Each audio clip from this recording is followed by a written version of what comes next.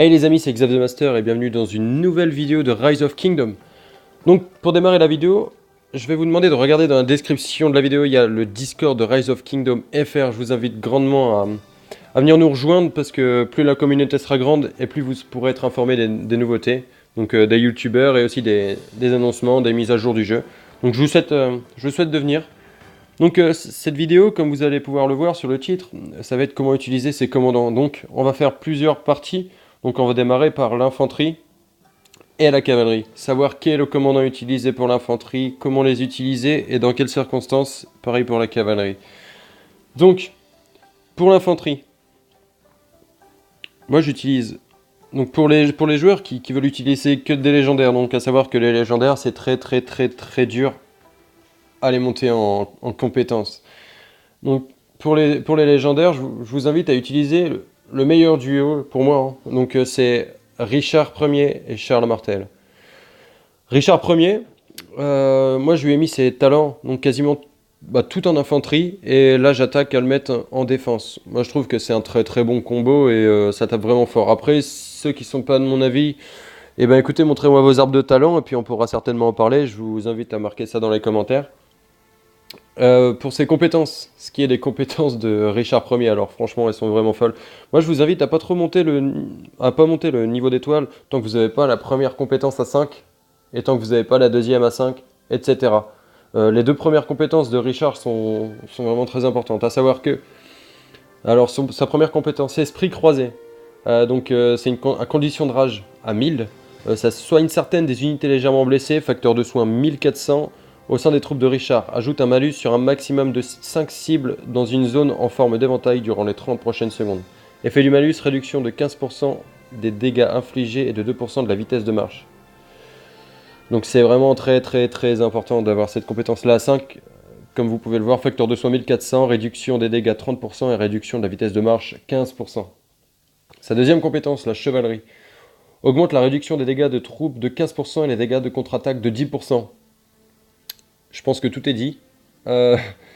C'est vraiment énorme, ce petit pourcentage là de dégâts subis réduit de 15%. Imaginez, lorsqu'on vient vous attaquer, Richard il va réduire vos dégâts subis de 15%. Et c'est affolant. Ensuite, les deux autres, donc ça donne un bonus d'attaque, d'infanterie et de défense d'infanterie de 15%. Et la dernière, c'est améliore l'effet de soin de 30% et les dégâts subis par les tours de guet de 30%. Elles sont importantes, mais moins importantes que les deux premières.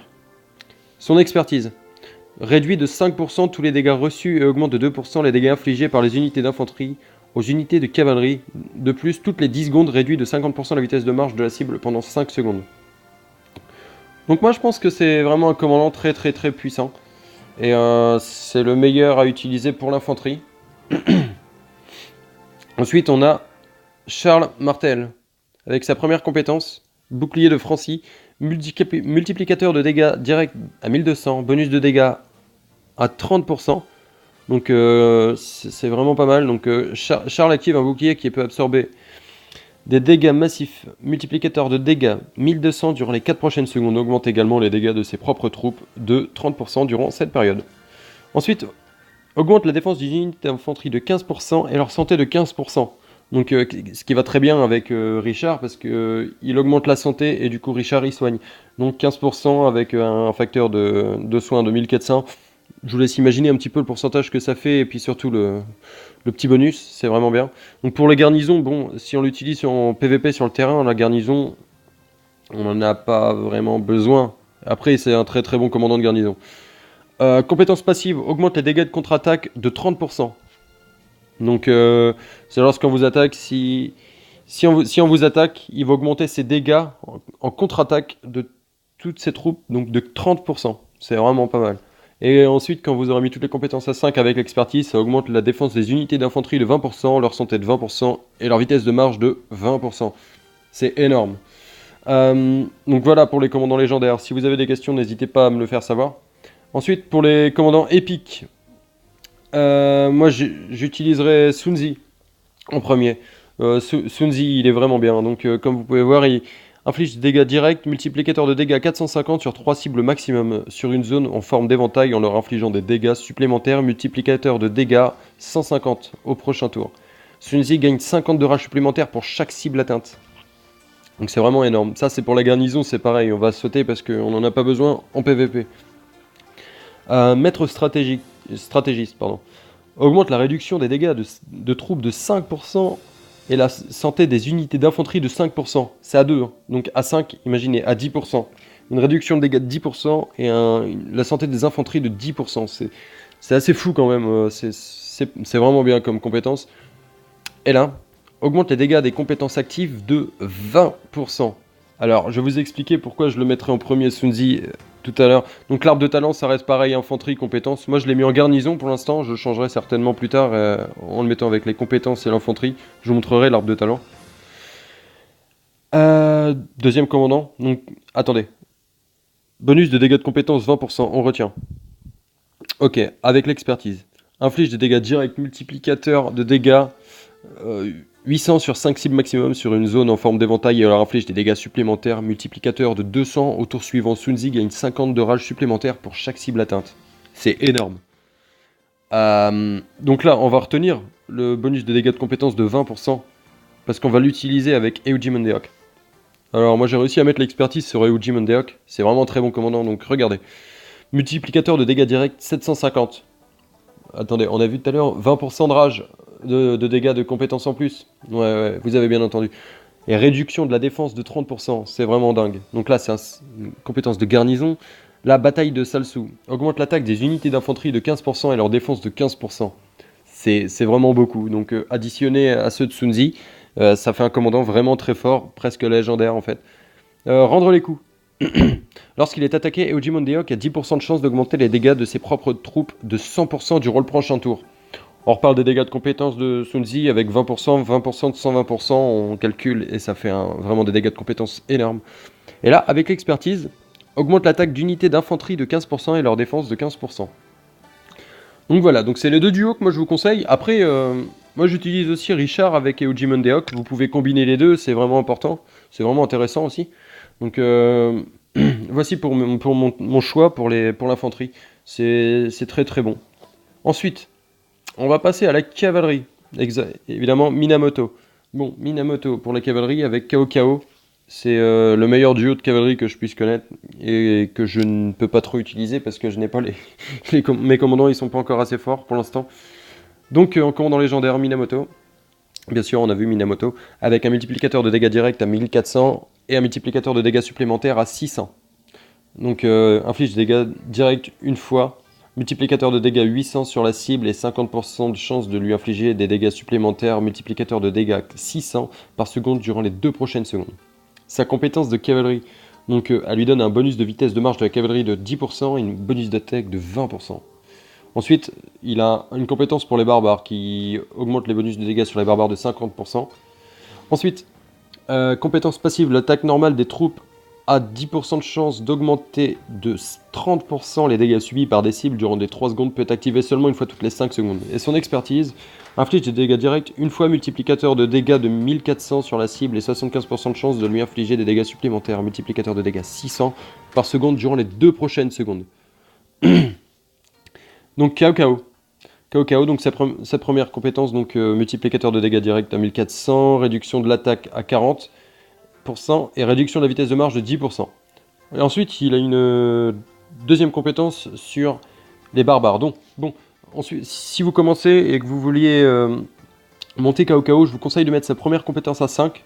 Et si vous pouvez, vous le passez directement après à 3 étoiles, parce que sa compétence contre les barbares, elle est bien, mais on en a d'autres des commandants pour les barbares. Là, on va utiliser pour la cavalerie, donc on va débloquer celle-là. Donc après, c'est vrai que ça va être aléatoire. Comme on peut voir, chaque amélioration va aléatoirement améliorer le niveau d'une compétence de commandant débloquée. Niveau max de compétence 5. Mais bon, c'est toujours bien de pouvoir lui monter sa compétence de cavalerie, parce qu'il a un bonus de marge de la cavalerie de 10% et un bonus d'attaque de la cavalerie de 30%. Ensuite, l'attaque normale des troupes a 10% de chance de soigner les unités légèrement blessées. Facteur de soins 1000. De 100 de rage, et d'augmenter la vitesse de marche des troupes de 20% durant 3 secondes, peut être activé seulement une fois toutes les 5 secondes. Et il augmente l'attaque de la cavalerie de 25% et diminue la défense de cavalerie de 10%. Donc voilà pour son expertise, et voilà pour mes deux commandants de cavalerie légendaires que je vous conseille d'utiliser. Ils sont bien si vous pouvez les monter. Pour la cavalerie, en commandant épique, je les ai pas encore montés, j'y travaille. Donc moi je mettrais Pélage en premier commandant. Pélage, sa première compétence, multiplicateur de dégâts direct 300, de dégâts supplémentaires 300, donc ça lui fait un 600, et une restauration de rage de 100. Sa compétence de cavalerie, donc bonus d'attaque de la cavalerie 10%, bonus de défense de la cavalerie 10%. C'est pas mal, ça c'est une compétence de garnison, on s'en sert pas pour la cavalerie. Il a un facteur de soin à 450, donc l'attaque normale des troupes a 10% de chance de soigner certaines des unités légèrement blessées. Facteur de soin 450 par seconde, durant 2 secondes. Et son expertise, ça augmente l'attaque des unités de cavalerie de 15% et leur défense de 15%. Donc voilà, moi je l'ai mis en garnison, mais c'est pareil, on va le monter en arbre de talent cavalerie et compétence. Je vous montrerai ça plus tard lorsque j'aurai réussi à le maxer et je vous montrerai comment l'utiliser. Bébar. Bébar en second commandant, derrière Pélage. Lui, je vais l'utiliser pour la cavalerie plus tard.